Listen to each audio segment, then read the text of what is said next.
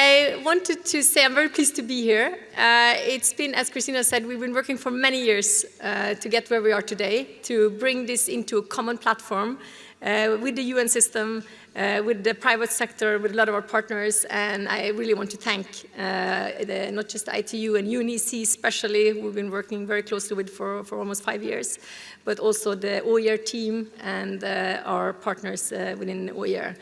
As you have heard from Christina, we are now launching the U4SSC implementation program, and this is, of course, I heard Robert was saying yesterday, 10,000 cities. I think that's what you were mentioning.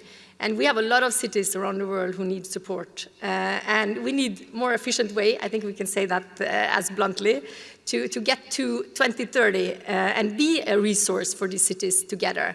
The U4SSC implementation program will focus on 5, I would say, main areas, but there is, and we will show some examples of projects here today that we want to have as part of the first launch, but basically is, of course, to support the use of city data into policies and into projects, and supporting the implementation of the U4SSC KPIs, but also the whole measurement framework that Christina was mentioning, and supporting cities in getting this data, setting this data up, and how we use it and bring it to fruition. The second area will be more related to the solution side. So how do we get from an area in the cities where we know they need support? How can we bring the private sector in a conscious way into the program? How can we integrate technology? Because we also heard a lot from Okan here today. There is challenging times ahead of us in terms of how to integrate all these technologies. So how we can be a resource for, with the private sector, working on new business models for cities, supporting cities and stakeholders together in a global way. This is also a big part of the program, and some examples you will hear here today. The third main areas for cities and city lacking now is financing. How do we do new financing models and mechanisms to get to 2030 and get investments into the SDGs? So I think this should also be a big focus area of the U4SSC implementation program going forward. The fourth area is one of the most important ones, and that's the citizen engagement. And I really hope also this is an area we can work intensively with UN Habitat on, how we can get people involved in the SDG implementation, how we can leverage of the citizens and the willingness. It's a fantastic momentum out here now to work with the SDGs. I always say I was working for Red Cross in my previous life, and I was coming into a little city in Ethiopia, and they were so proud coming with the Red Cross flag. And I see the same now if I'm coming somewhere in any place around the world, they're coming with SDG on their jackets. So, people, this is hitting people in the heart. And that's what we need to do to be able to actually drive a movement, because that's what we're doing.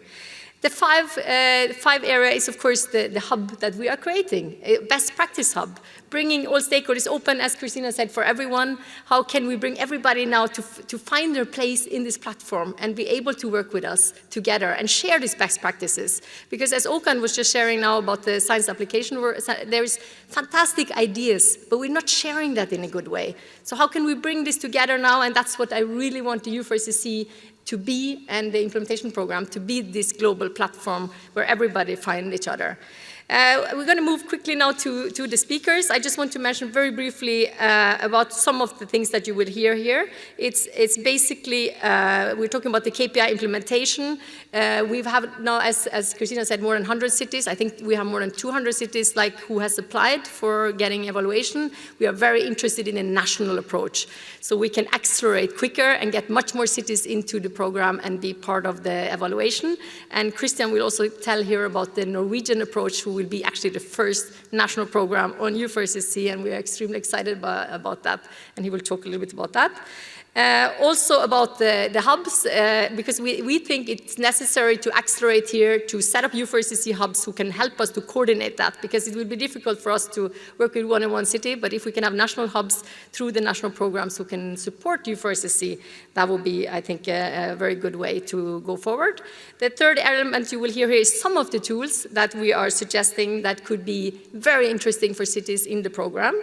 And one of the tools I especially want to mention is to have co-creative labs where the private sector meet the cities, and we can work together on concrete projects. I wanted to, Stefan told me one, you can never get into this lab if you're not coming within a project or an idea, and I love that, because we want hands-on projects going on. Also another tool that was introduced for 2 days ago was a simulation tool, because how do we simulate cities? How do we use all of this data into a more practical way?